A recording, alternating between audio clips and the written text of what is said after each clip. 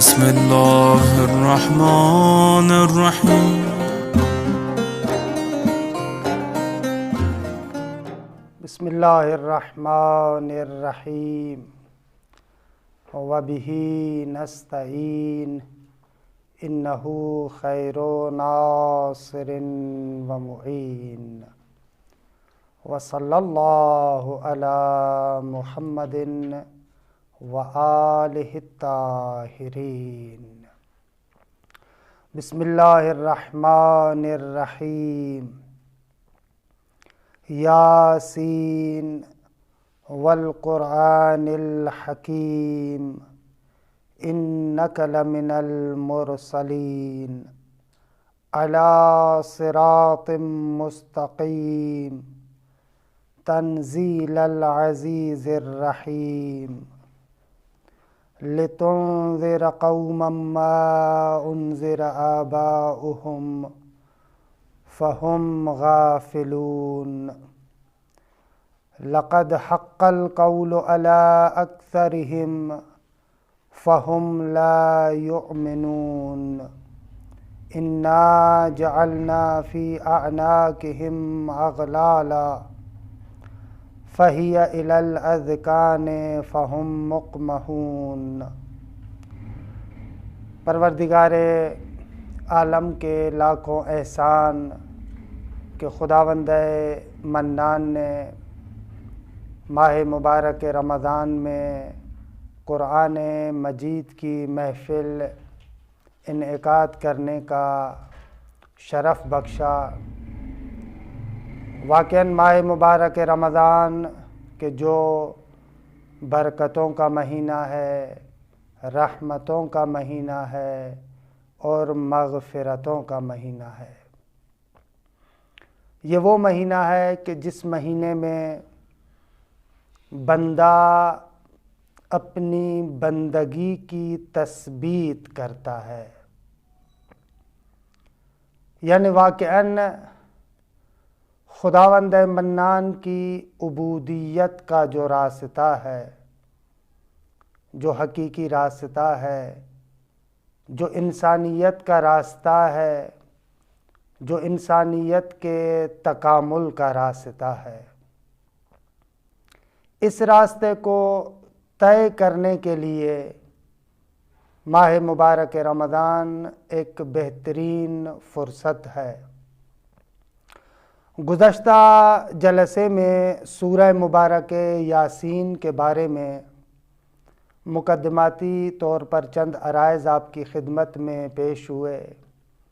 عرض ہوا کہ سورہ مبارک یاسین کہ جو قلب قرآن ہے،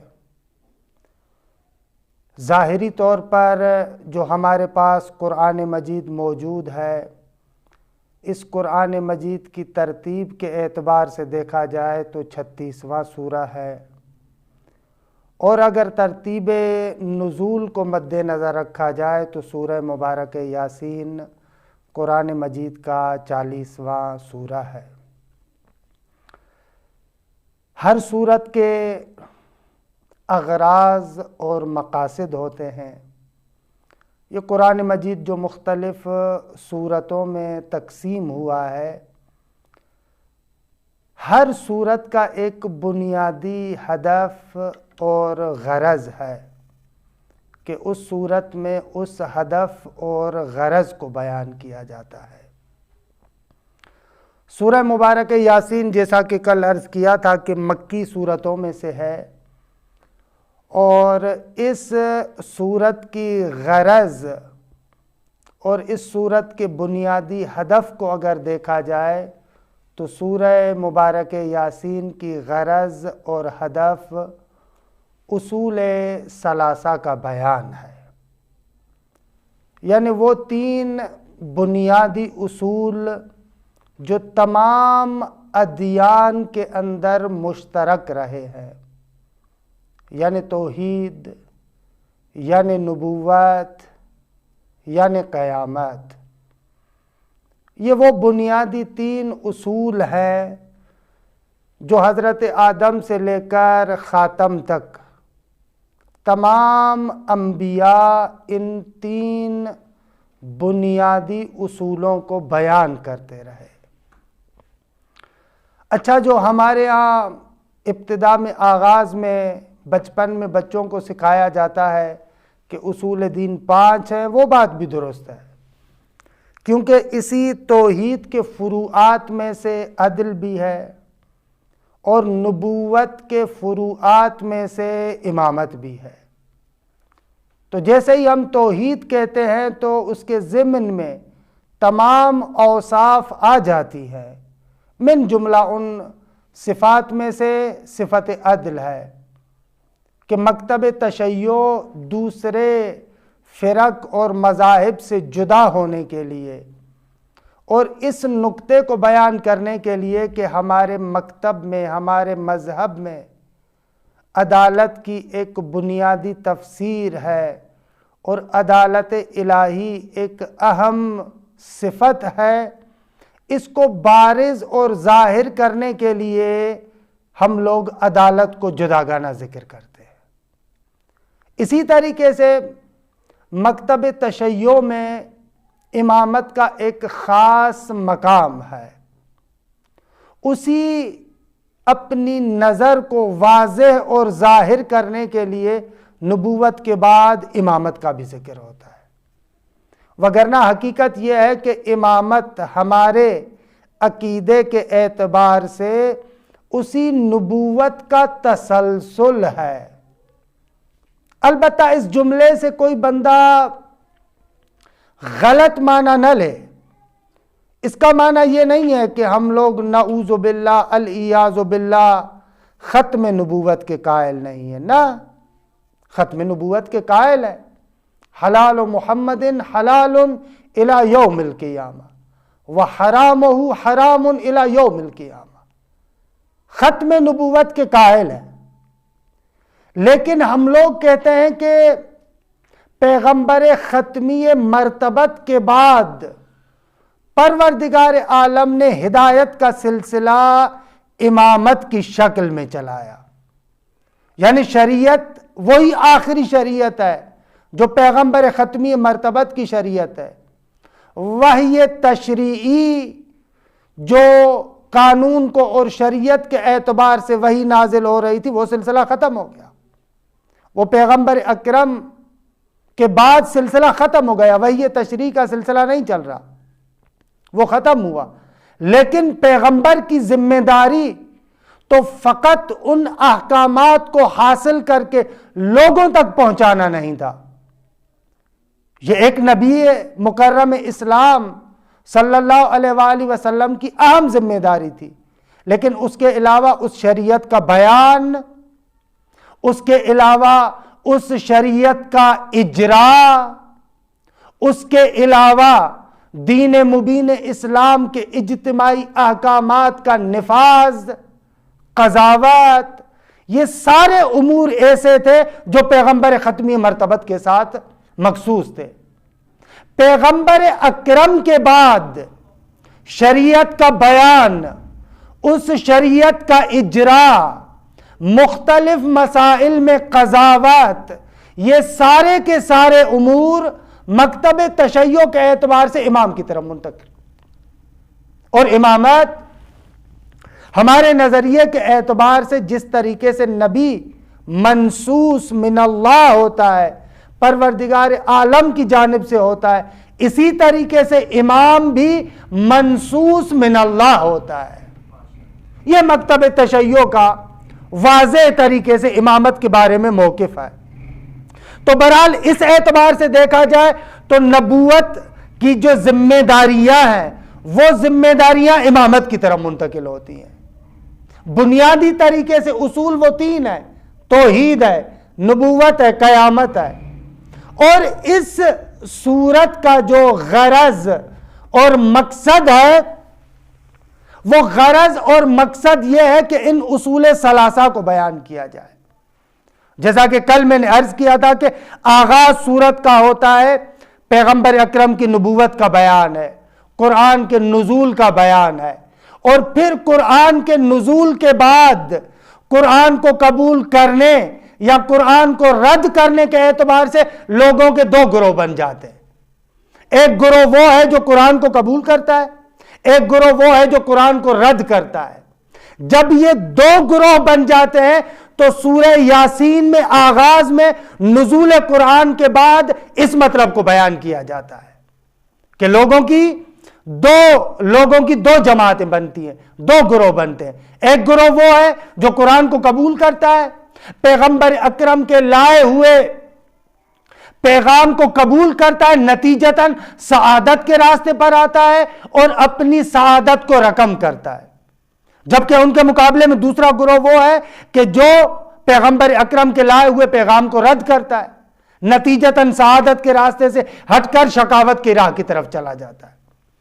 تو سورہ یاسین میں آغاز اسی طریقے سے ہو رہا ہے, پیغمبر اکرم کی رسالت کا بیان, نزول قرآن کا بیان, قرآن کے قبول کرنے اور رد کرنے کے اعتبار سے لوگوں کی تقسیم. ایک وہ گروہ ہے جو قرآن کو رد کرتا ہے, ایک وہ گروہ ہے جو قرآن کو قبول کرتا ہے. ان دونوں گروہوں کا بیان. پھر آہستہ آہستہ یہ سلسلہ چلتا ہے, سورہ مبارک یاسین میں آیات توحید کا بیان ہوتا ہے کہ پروردگار عالم اس نبوت سے توحید کی طرف منتقل ہوتا ہے. توحید کی مختلف نشانیوں کو ذکر کیا جاتا ہے. ان نشانیوں کے بعد پھر آہستہ آہستہ بات معاد کی طرف آتی ہے, اور قیامت کے دن ایک گروہ مجرمین کا ہے اور ایک گروہ متقین کا ہے, سعادت والوں کا ہے. ان دونوں گروہوں کا تذکرہ ہے. نتیجتاً معاد اور آخرت اور قیامت کے مختلف حالات کو ذکر کیا جاتا ہے. پھر ان حالات کے بعد پھر سورہ یاسین کا اختتام ہوتا ہے توحید پروردگار عالم کی طرح. یہ تقریباً اس صورت میں جو مطالب بیان ہو رہا ہے, جو اسلوب ہے, وہ طریقہ ہے, وہ اسی طریقے سے ہے.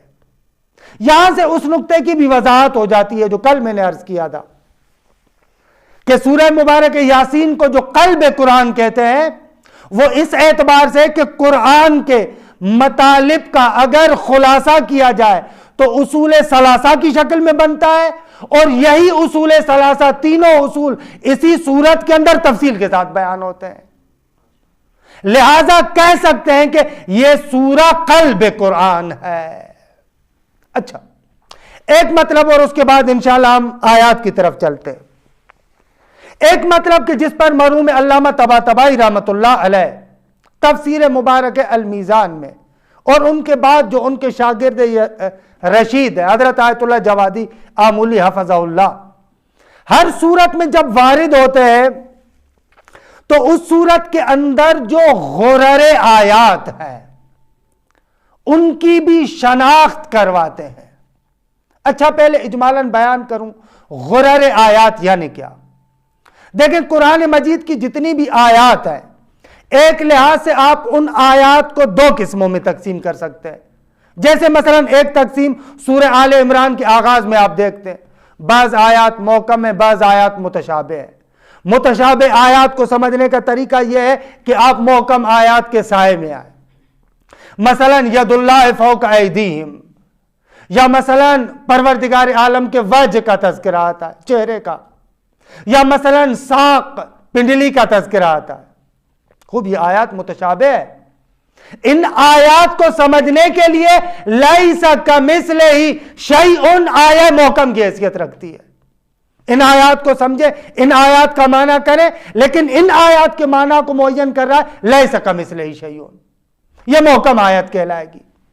اسی طریقے سے ایک تقسیم آیات قرآن کی یہ بھی ہو سکتی ہے کہ کچھ آیات غرر آیات ہیں اور کچھ آیات وہ ہے جو ان غرر آیات کے ذریعے سے سمجھی جا سکتی ہیں.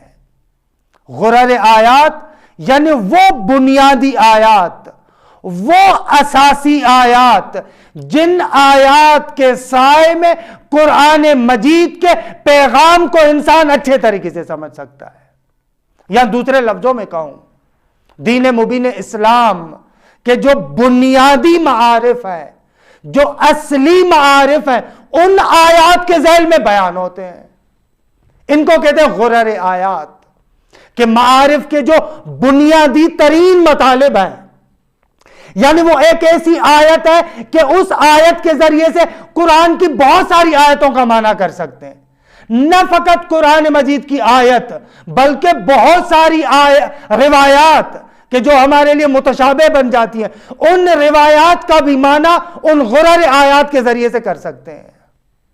یعنی آسان لفظوں میں اگر میں 2 لفظوں میں کہوں تو غرر آیات یعنی قرآن مجید کی وہ آیات کہ جو بنیادی معارف کو بیان کرتی ہیں، اصلی معارف کو بیان کرتی ہیں، کہ جن معارف کو آپ اصل قرار دیتے ہوئے دوسرے اعتقادات کا معنی کر سکتے ہیں، ان آیات کو کہتے ہیں غرر آیات.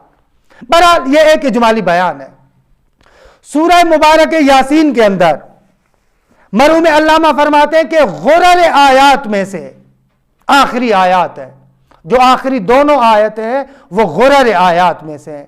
کہ کل میں نے قلب قرآن کی وضاحت میں ان آیات کے بارے میں تھوڑے سے عرائض بھی پیش کیے تھے کہ تفصیلات انشاءاللہ آخر میں عرض کروں گا. یعنی یہ والی آیات انما امرہ اذا اراد شیئا ان یقول لہ کن فیکون فسبحان الذی بیدہ ملکوت کل شیء والیہ ترجعون، کہ مختصر وضاحت کل کر چکا تھا کہ آج دوبارہ اس کی وضاحت نہیں کرتا، انشاءاللہ تفصیلات جب اس آیت پر پہنچے گے تو عرض کریں گے. یہ وہ 2 بنیادی آیات ہیں جو انسان کی سوچ کو، انسان کے ذہن کو، انسان کے تفکر کے افق کو بہت زیادہ اوپر لے کر جاتے ہیں. یعنی ان آیات کے ذریعے سے انسان سمجھتا ہے کہ انسان فقط ان ظواہر کا مجموعہ نہیں ہے، انسان کی حقیقت فقط اور فقط ان ظاہری مادیات میں منحصر نہیں ہے، بلکہ عالم کی حقیقت فقط ان ظواہر میں منحصر نہیں ہے، بلکہ اس عالم کا، انسان کا، موجودات کے ذرے ذرے کا جس طریقے سے ایک ظاہری چہرہ ہے، اس طریقے سے ایک باطنی چہرہ ہے، ایک ملکوتی چہرہ ہے، کہ وہ باطنی اور ملکوتی چہرہ پروردگار عالم کے ہاتھ میں ہے اور خداوند متعال کی خصوصی تدبیر کے ذریعے سے چل رہا ہے یہ پورا عالم. کہ بہرحال تفصیلات بعد میں عرض کروں گا کہ یہ بنیادی آیات میں سے. ایک مرتبہ درود پڑھے محمد و آل محمد کی ذات پر.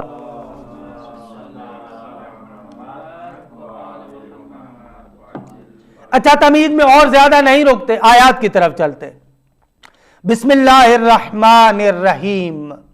عرض کیا تھا کل کہ ہر سورت کے اندر یہ جو بسم اللہ ہے، یہ جو بسملہ ہے، ہر سورت کی نسبت سے ایک خاص معنی رکھتا ہے. یعنی اگر ہم چاہتے ہیں اس سورت کے اندر وارد ہوں تو اس سورت میں باب جو ورود کا دروازہ ہے وہ بسم اللہ الرحمن الرحیم ہے. نتیجتاً اس سورت کے مطالب کے اعتبار سے بسم اللہ الرحمن الرحیم کا معنی ہوگا. جیسا کہ کل عرض کیا تھا کہ یعنی واقعاً بسم اللہ الرحمن الرحیم ہر سورت کے اعتبار سے اس کا اپنا جلوہ ہے. سورہ یاسین کے اعتبار سے رحمانیت کا ایک جلوہ ہے، رحیمیت کا ایک جلوہ ہے، اسم مبارک اللہ کا ایک جلوہ ہے ہر سورت کے اعتبار سے. کہ بہرحال اس کے بعد وارد ہوتے ہیں یاسین، کہ کل عرض کیا تھا کہ روایات کے مطابق یاسین پیغمبر ختمی مرتبت کا اسم مبارک ہے. امام باقر علیہ السلام سے روایت ہے کہ خداوند منان نے پیغمبر اکرم کو 5 ناموں کے ذریعے سے قرآن میں یاد کیا ہے. ایک مرتبہ کا محمد صلی اللہ علیہ وآلہ وسلم، احمد، عبداللہ، طٰہٰ، یاسین. یاسین یعنی پیغمبر سے خطاب ہو رہا ہے.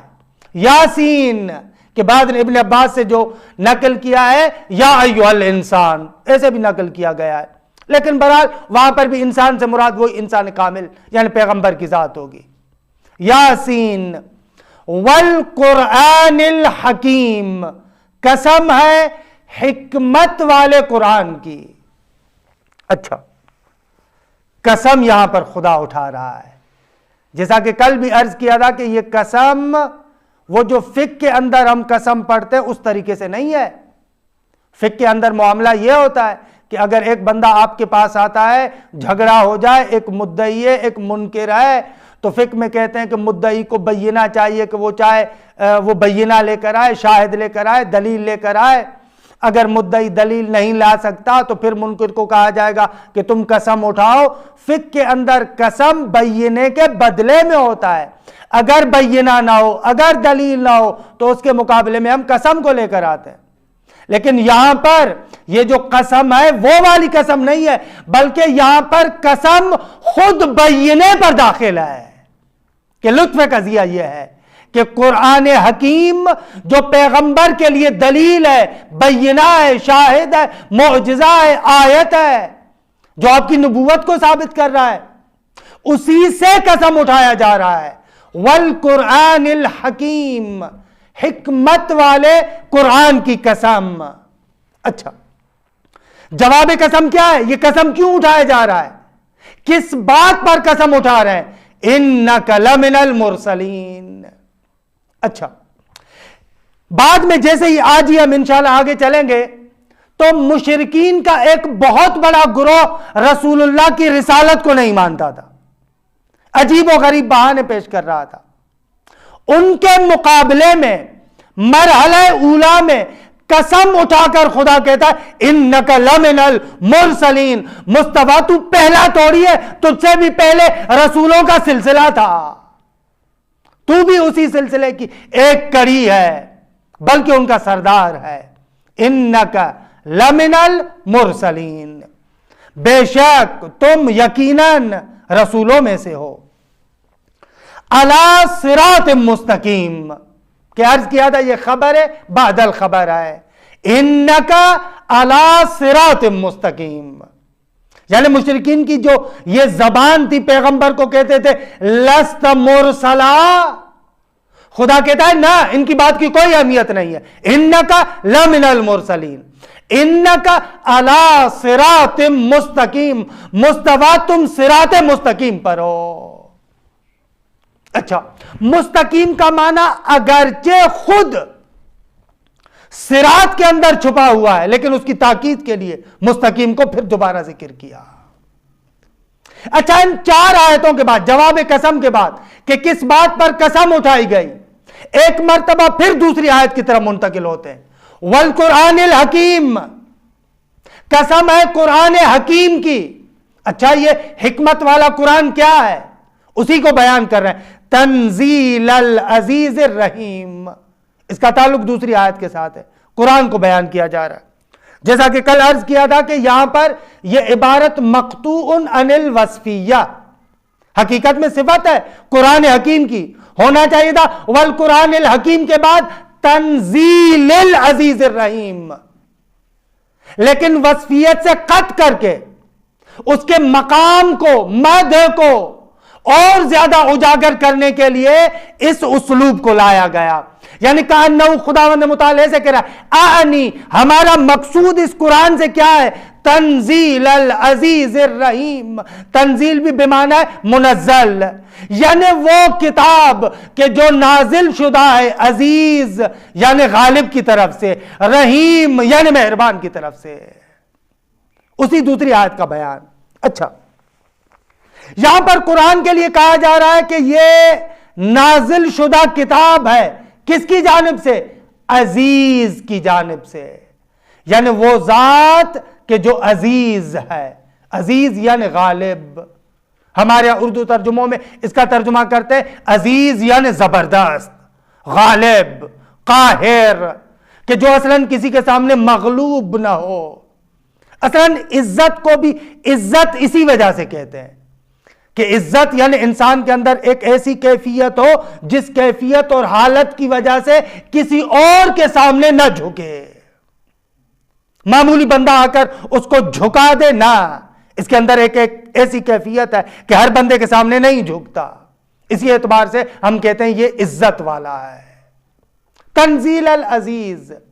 اچھا، عزیز قاہر اور غالب کو بیان کر رہا ہے، رحیم مہربان کو بیان کر رہا ہے۔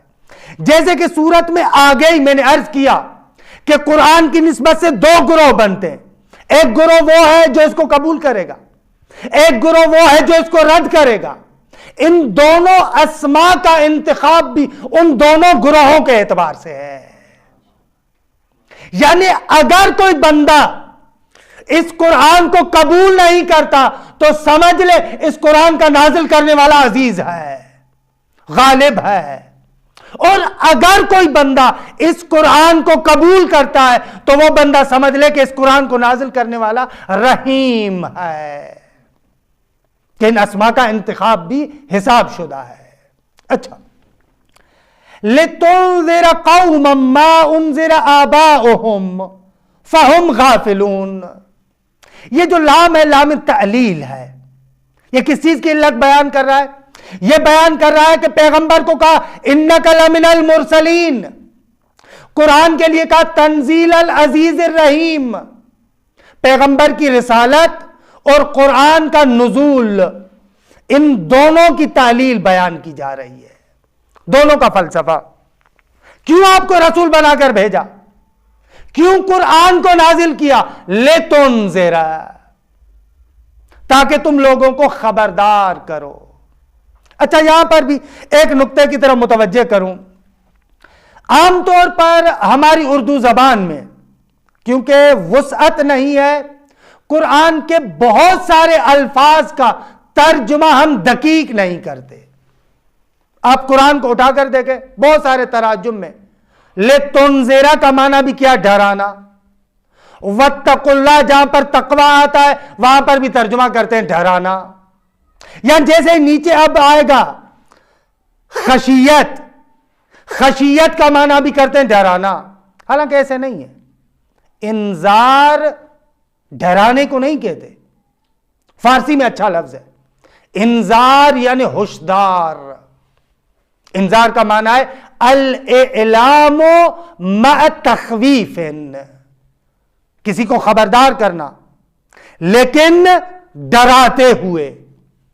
فقط ڈر کا معنی نہیں ہے، اس کے اندر اعلام کا معنی بھی ہے، کچھ بتایا بھی جا رہا ہے. تو انذار کا اگر اردو میں شاید ترجمہ کریں، بعض تراجم میں آیا ہے اور اچھا ترجمہ بھی ہے، خبردار کرنا. یہ کسی حد تک شاید اس انذار کے معنی کو ہماری طرف منتقل کرتا ہے. انذار یعنی خبردار کرنا، یعنی سامنے ایک نقصان دہ چیز ہے، بہت زیادہ خطرے والی چیز ہے، آپ کو آگاہ کیا جا رہا ہے، دیکھو وہاں پر خطرہ ہے، کہیں اس خطرے میں نہ پڑ جانا. تو انبیاء کو جو خدا نے بھیجا ہے، پیغمبر کو جو بھیجا، قرآن کو جو نازل کیا، قرآن کا اور پیغمبر کا اصل ہدف یہ ہے کہ لوگوں کو آگاہی دے. دیکھو سامنے تمہارے ابدیت ہے، دیکھو تم اس معمولی پیریڈ کے لیے نہیں آئے، معمولی وقت کے لیے نہیں آئے، تمہارے سامنے ایک ابدیت ہے. اگر اس ابدی زندگی میں سعادت مند رہنا چاہتے ہو اور شقاوت سے بچنا چاہتے ہو تو دیکھو اس کا راستہ وہی ہے جو یہ میرا پیغمبر بتا رہا ہے. اصل ہدف انبیاء کا یہی ہے کہ انسان کو آگاہ کرے، بتائے. آگاہ کرنے کے لیے، خبردار کرنے کے لیے پیغمبر بھی آیا. اپنے آپ کو معمولی نہ سمجھو، اپنے آپ کو ان وقتی اور معمولی قسم کے مفادات میں نہ پھنساؤ. تمہارا ہر عمل تمہاری سعادت کو رقم کرتا ہے، تمہارا ہر عمل تمہارے لیے شقاوت کو بھی رقم کرتا ہے. یہ دیکھو، حتیٰ جو قیامت کے دن جنت ہے یا جہنم ہے وہ حاصل اسی دنیا سے کرنی ہے.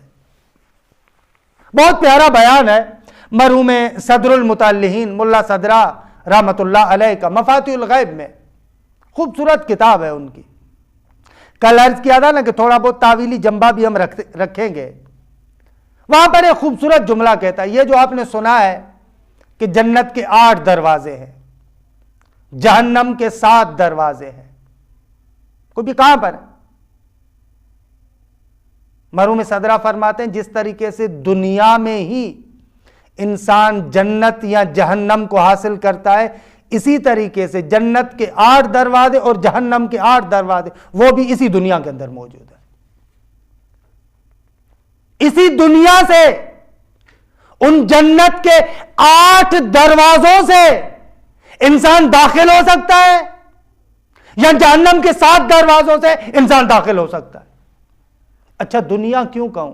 مرحوم صدرہ کہتے ہیں کہ خود تمہارے اپنے وجود کے اندر جنت کے 8 دروازے بھی موجود ہیں، جہنم کے 7 دروازے بھی موجود ہیں۔ اچھا وہ کون سے دروازے؟ انسان کے 5 حواس خمسہ، یہ جو 5 سینس ہیں، حواس خمسہ، 5 یہ دروازے۔ انسان اسی آنکھ کے ذریعے سے جنت میں بھی جا سکتا ہے، جہنم میں بھی جا سکتا ہے۔ یہ 5 دروازے ہیں اور 5 مشترک ہیں۔ یہی 5 دروازے جنت کے بھی ہیں، جہنم کے بھی ہیں۔ یعنی اگر میں چاہوں تو اس آنکھ کے ذریعے سے بھی جنت میں داخل ہو سکتا ہوں، اس آنکھ کے ذریعے سے قرآن کی زیارت کروں، اس آنکھ کے ذریعے سے اپنے والدین کی زیارت کروں، اسی آنکھ کے ذریعے سے مومنین کی زیارت کروں۔ خب یہی آنکھ جنت کا دروازہ بنتا ہے، یہی آنکھ جہنم کا دروازہ بنتا ہے۔ اگر نامحرم کو دیکھوں، اگر ان جگہوں پر میں اپنی اس آنکھ کو استعمال کروں جس جگہ سے خدا نے روکا ہے، تو یہی آنکھ جو تھوڑی دیر پہلے جنت کا دروازہ تھا اب تمہارے لیے جہنم کا دروازہ بن جائے گا۔ ایسے انسان کے 5 حواس، آنکھ ہے، کان ہے، سماعت کے ذریعے سے انسان کیا سن رہا ہے؟ ایک مرتبہ قرآن سن رہا ہے، ایک مرتبہ غیبت سن رہا ہے، ایک مرتبہ اسی کے ذریعے سے غنائے حرام سن رہا ہے، انہی کانوں کے ذریعے سے موسیقی حرام سن رہا ہے۔ اسی طریقے سے انسان کی زبان، اسی طریقے سے انسان کی قوہ شامہ، اسی طریقے سے انسان کی قوہ لامسہ۔ 5 دروازے تو یہ ہوئے۔ اچھا 2 دروازے اور، ایک دروازہ قوہ خیال 6، ایک دروازہ قوہ واہمہ کہ بہرحال ان کی تفصیلات میں نہیں جاتا۔ یہ 7 دروازے مشترک ہیں، جنت کے بھی ہیں، جہنم کے بھی ہیں۔ 8واں ایک دروازہ ہے جو فقط جنت کا ہے، جہنم کا نہیں ہے، وہ ہے انسانی عقل۔ عقل فقط جنت کا دروازہ ہے۔ البتہ یہ اور بات ہے کہ ہم لوگ اکثر اوقات وہم اور عقل میں اشتباہ کرتے ہیں۔ چھٹے امام سے ہے نا روایت اصول کافی کے اندر، العقل ما عبد بہ الرحمن وقت سبب الجنان۔ عقل یعنی جس کے ذریعے سے انسان رحمان کی بندگی کرے، عقل یعنی جس کے ذریعے سے انسان جنت کو حاصل کرے۔ پوچھنے والے نے کہا تھا مولا وہ بھی تو بہت چالاک تھا، اس کو بھی کہتے ہیں بہت بڑا عاقل تھا۔ امام نے کہا کہ نہ، اس کو عقل کہا دی۔ تلکن نکرا شبیہۃ بالعقل، وہ عقل سے محروم تھا۔ اگر اس کے پاس عقل ہوتی تو ولی خدا سے جھگڑا کرتا،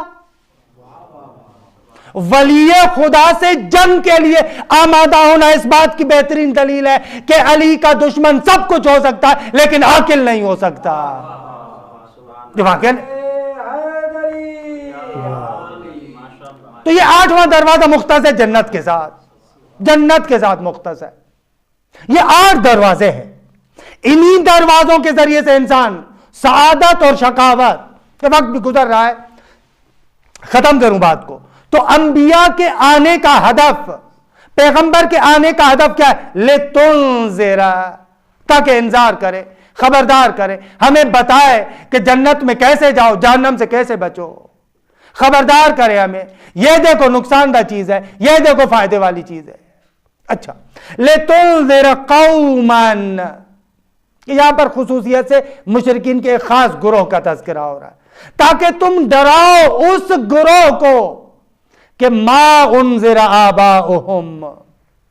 انشاءاللہ آگے پڑھیں گے، آیات سے خود روشن ہو جائے گا کہ اس گروہ سے مراد مشرکین مکہ کے وہ رؤساء ہے، جیسے ابو جہل تھا، جیسے ابو لہب تھا، کسی بھی صورت میں پیغمبر کے پیغام کو قبول نہیں کرنا چاہ رہے تھے۔ ایسا گروہ، اس گروہ کے بارے میں خصوصیت سے ذکر ہے۔ درست ہے یہاں پر مصداقی طور پر اس گروہ کا تذکرہ ہے، لیکن نزول قرآن اور رسالت پیغمبر اکرم کا ہدف اسی میں مختص نہیں ہے۔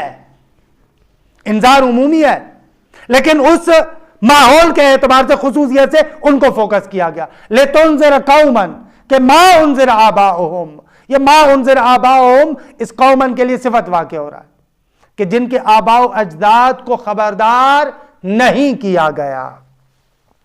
اچھا نہیں کیا گیا یعنی کیا؟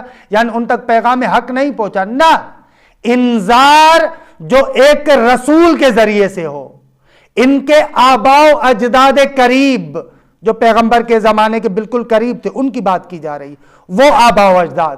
وگرنہ عربوں کے اندر انبیاء آئے تھے، خود حضرت اسماعیل خود انہی عربوں میں آئے تھے، حضرت صالح بھی عربوں میں آئے تھے، حضرت ہود بھی عربوں میں آئے تھے، حضرت شعیب بھی عربوں میں آئے تھے. لیکن مقصد یہ ہے کہ ان کے وہ آباء و اجداد جو قریب والے، ان کو کسی خاص نبی کے ذریعے سے انذار نہیں کیا گیا. البتہ وَلِكُلِّ قَوْمٍ ہاد کی بنیاد پر ہر قوم میں ہادی ہوتا ہے. ضروری نہیں ہے کہ نبی نہ ہو، بھلے یہ ہو سکتا ہے، ممکن ہے نبی نہ ہو لیکن حجت خدا ہوتا ہے. ہمارا تو عقیدہ ہے لولا الارض لساقت الارض لولا الحجت لساقت الارض باہلها. اگر حجت خدا نہ ہو تو زمین تباہ و برباد ہو جائے گی. اوصیاء موجود تھے، لیکن یہاں پر جو کہا جا رہا ہے کہ ما انذر آباؤہم یعنی کسی خاص رسول کے ذریعے سے ان کے آباء و اجداد قریب کو نہیں ڈرایا گیا. ان کو تم انذار کرو. فہم غافلون، سو اسی وجہ سے یہ غفلت میں پڑے ہوئے ہیں. اچھا کہ وقت ہمارا تمام ہو رہا ہے. یہ وہ گروہ ہے کہ اگلی آیات میں انشاءاللہ کل ہم پڑھیں گے، یہ ایسا گروہ ہے کہ لَقَدْ حَقَّ الْقَوْلُ عَلَىٰ أَكْثَرِهِمْ فَهُمْ لَا يُؤْمِنُونَ. یہ وہ والا گروہ ہے کہ جن پر ہماری بات ثابت ہو چکی ہے. کہ یہ لام وہی قسم والے معنی میں ہے، یعنی اقسمو ہمیں قسم ہے، حقا یعنی ای ثبتا، وجبا یعنی ثابت ہو چکا ہے، القول یعنی ہمارا قول، ہماری بات. یہ قول اور بات کیا ہے؟ قرآن مجید میں دوسرے مقامات پر خدا نے اس کی وضاحت کی ہے.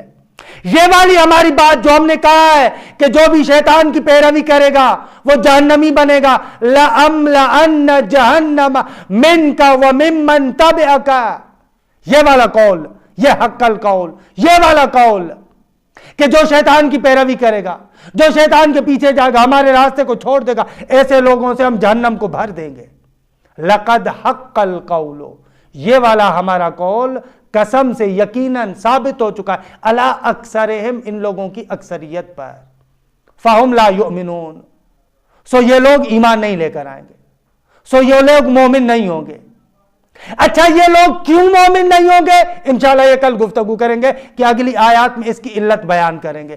فَهُمْ لَا يُؤْمِنُونَ، یہ ایمان کیوں نہیں لے کر آئیں گے؟ إِنَّا جَعَلْنَا فِي أَعْنَاقِهِمْ أَغْلَالًا، کہ یہاں سے اس کی علت بیان ہو رہی ہے. کہ بہرحال اس کو پھر کل کے جلسے پر رکھتے ہیں. خداوند منان ہم سب کو حقیقی معنوں میں اس قرآن مجید سے صحیح طریقے سے استفادہ کرنے کی توفیق عنایت فرمائے. خدایا تجھ واسطہ اپنے اسماء جلال و جمال کا ہماری اس محفل کو وہ محفل قرار دے کہ جس محفل پر تمہاری خصوصی رحمتوں کا نزول ہوتا ہے. خدایا اس ماہ مبارک رمضان کے طفیل ہم سب کے قلوب میں نور معرفت قرآن مجید پیدا فرما. خدایا تجھ واسطہ اپنے اسماء جمال و جلال کا جن عزیزان نے اس محفل، اس نورانی محفل کا انعقاد کیا ہے، خدایا تجھے اپنے اسماء کا واسطہ، خدایا تجھے وہ واسطہ کہ جس واسطے کو تو کبھی رد نہیں کرتا، ان عزیزان کی توفیقات خیر میں اضافہ فرما. خدایا اس قرآن کے حقیقی صاحب ہمارے آقا، ہمارے مولا امام زمانہ عجل اللہ تعالی فرجہ الشریف کے ظہور میں تعجیل عنایت فرما.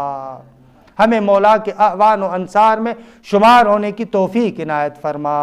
وصلی اللہ علی محمد وآلہ الطاہرین.